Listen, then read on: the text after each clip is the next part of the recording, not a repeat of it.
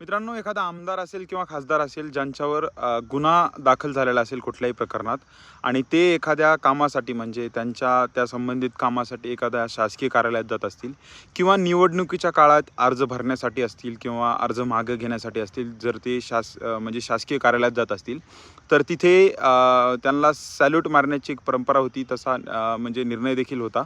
तर ज्या खासदारावर असे गुन्हे दाखल आहेत, अशा आमदारांना सॅल्यूट मारण्याची गरज नाही, असा एक महत्त्वपूर्ण निर्णय राज्य सरकारकडून घेण्यात आलेला आहे आणि याचा GR देखील प्रसारित करण्यात आलेला आहे.